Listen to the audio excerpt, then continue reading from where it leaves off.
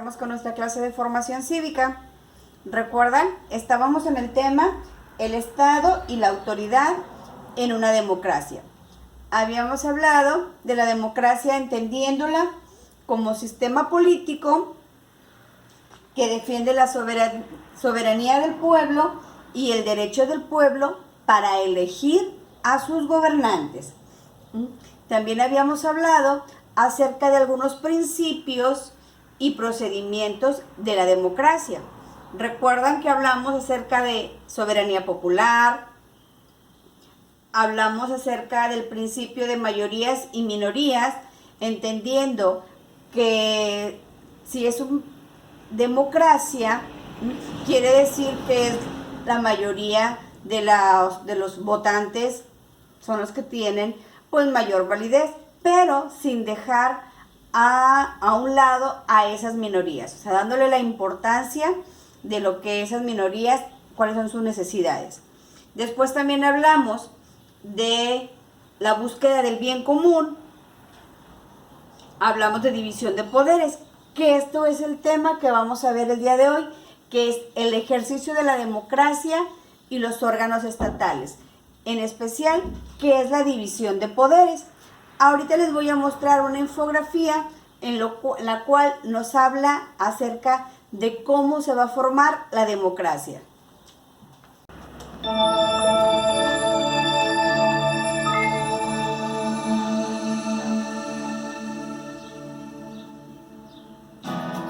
Construcción de un gobierno democrático. Un gobierno democrático es una forma de organización política y convivencia social basada en la igualdad y la libertad de todos sus integrantes. La constitución de un gobierno democrático se logra con los siguientes elementos. 1. Participación de la población, quien vota libremente para elegir a sus representantes. Observa el trabajo de sus autoridades. Exige sus derechos. Cumple con sus obligaciones. Toma decisiones para el bien común. Promueve la creación de leyes. 2. Quehaceres del Estado para lograr un gobierno democrático.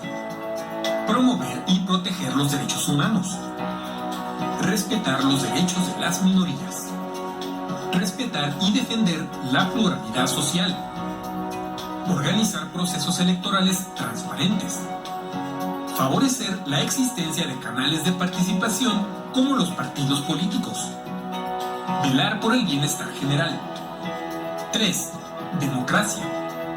Para lograr un gobierno democrático es importante considerar elementos esenciales. Todos sus ciudadanos son iguales ante la ley. Gozan de los mismos derechos, responsabilidades y oportunidades. Tienen derecho a informarse y expresarse de manera libre. Deben ser respetados. Países democráticos. A nivel mundial hay 55 gobiernos autoritarios porque sus gobernantes reprimen para ejercer su poder. 54 gobiernos con democracias imperfectas por la falta de participación ciudadana y cultura política.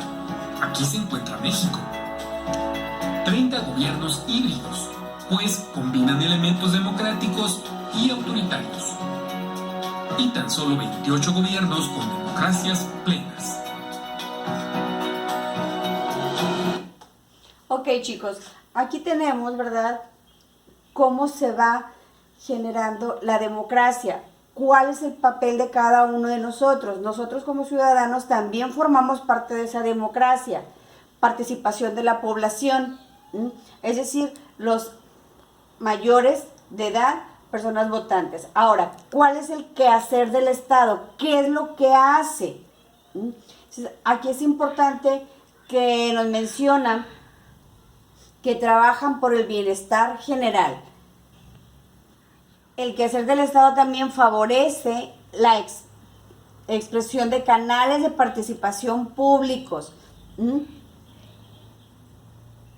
Entonces, aquí es los quehaceres del Estado. Ahora, también para la democracia. En la democracia nos habla, todos los ciudadanos son iguales ante la ley. Ya lo hemos visto en varias clases. Todos gozan de los mismos derechos responsabilidades y oportunidades. Todos tenemos derecho a informarse y a expresarnos de manera libre y de ser respetados. Es decir, para que la democracia se dé, chicos, tenemos que ser incluyentes. No únicamente dejarle todo a el Estado, sino es participación de la población, de la ciudadanía. Ahora, nos mencionan aquí varios países democráticos. Recuerdan que el tema pasado yo les mencioné, más o menos tenemos las mismas cantidades que nos manejan en esta información. En las actividades de laboratorio, ahora sí viene que pongan ahí los países que son democráticos, que son poco democráticos y los países híbridos. Ok, continuamos con nuestro tema.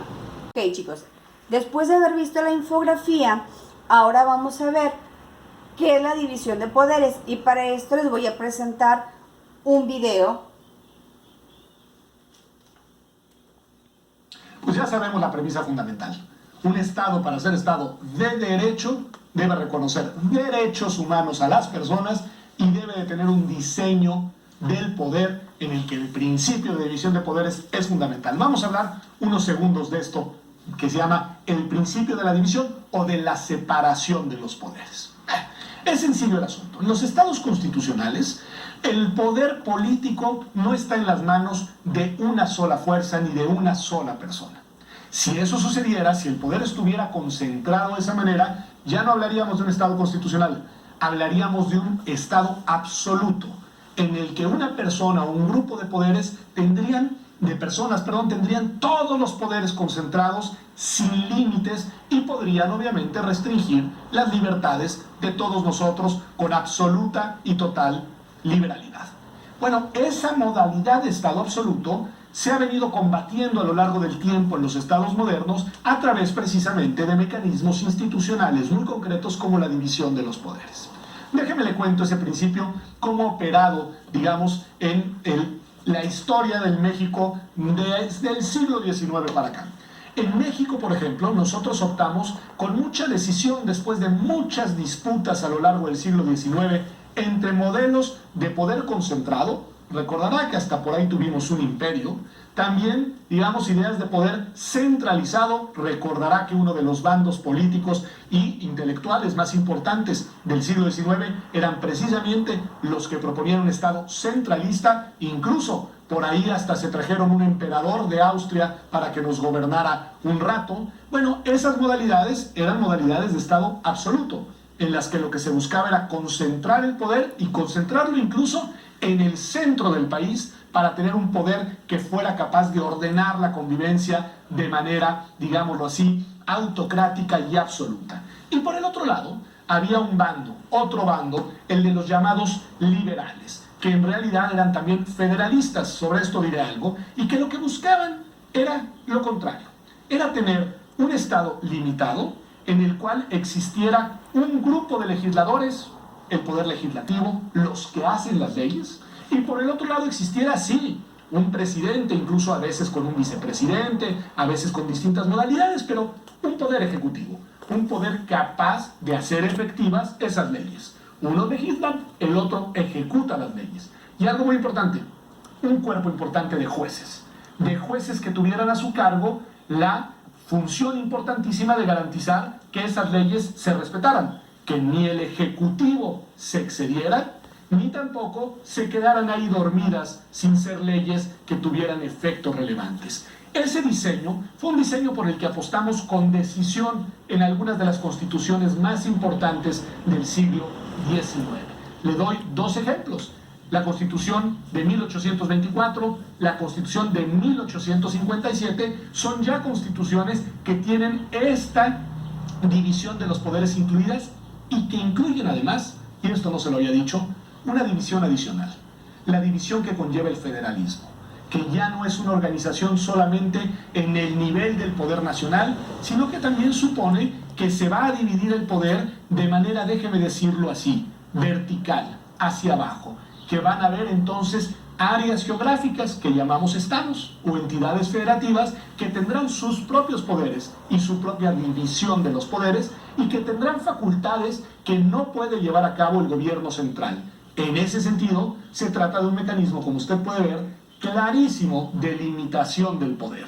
Limita el poder legislativo al ejecutivo y viceversa, y lo mismo sucede con el judicial con los otros dos, pero también los poderes estatales, el poder de los gobernadores, el poder de los legislativos locales y el poder de los poderes judiciales locales está limitado de manera recíproca. Ese es un Estado federal, constitucional, que podemos llamar propiamente un Estado de Derecho, porque además, desde entonces, estaban recogidos ya un catálogo de derechos humanos o fundamentales de todas las personas en el país. Pero vamos a ver qué pasa cuando damos el salto hacia el siglo XX.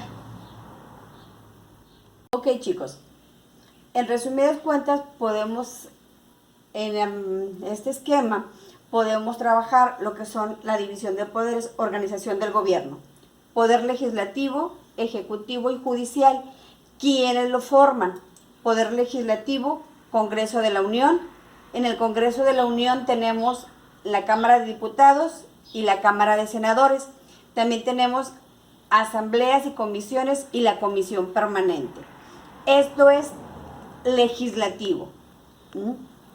Es decir, los que hacen las leyes. Recuerden, una ley es votada y el Poder Ejecutivo, que es el presidente, puede emitir una ley, pero se tiene que aprobar en esta Cámara, en la Cámara de Diputados y los senadores. Si la mayoría lo aprueba, esa ley vuelve al Ejecutivo y el Ejecutivo ya lo hace público.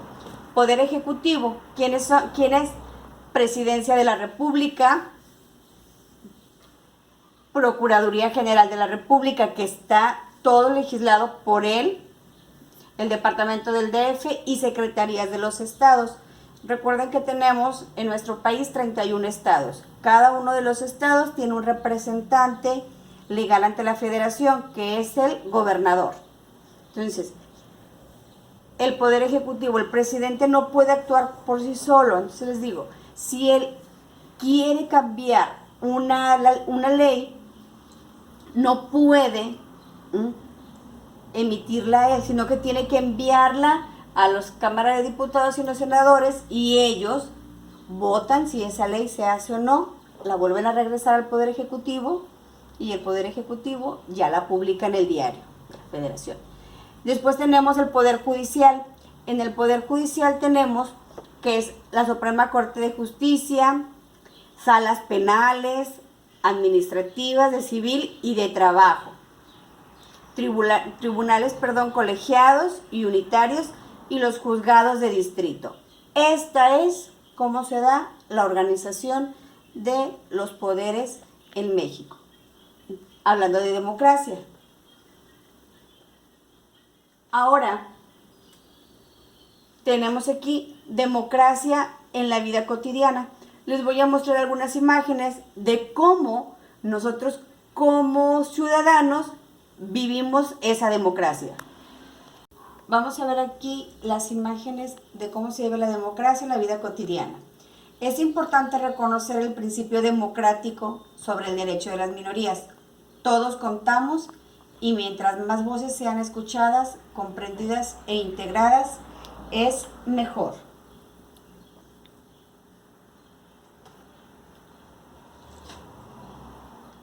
Si bien la participación de los menores de edad está restringida a ciertos ámbitos de la vida de una sociedad, conocer la Ley General de los Derechos de Niñas, Niños y Adolescentes es importante para garantizar, aplicar y respetar los derechos que se establecen en la Constitución y los tratados internacionales. Conocer nuestros derechos, nuestras responsabilidades y buscar la forma en que se garanticen también es democracia. Por eso es importante que ustedes conozcan, aquí está, son niños, niñas y adolescentes, que conozcan sus derechos.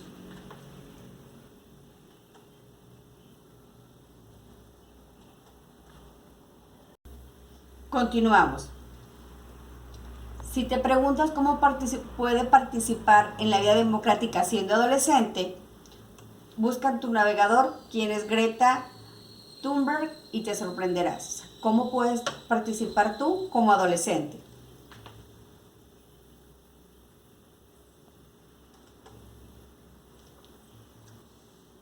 Recuerda que la democracia no se traduce únicamente en el voto.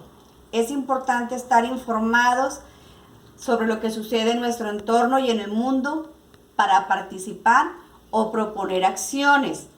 Tal vez tú no puedas participar directamente, pero sí proponer acciones. ¿Qué es lo que se hace? ¿Qué es lo que quieres que se haga?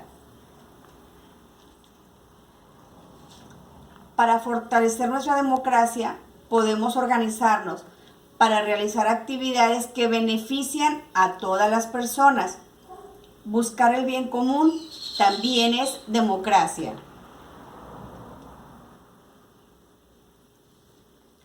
El principio democrático del pluralismo nos invita a escuchar todas las voces. Así se enriquece nuestra democracia. Ok, chicos, esas son algunas acciones que tenemos en la vida diaria para ejercer la democracia. Espero y les hayan comprendido bien la clase. Nos vemos mañana.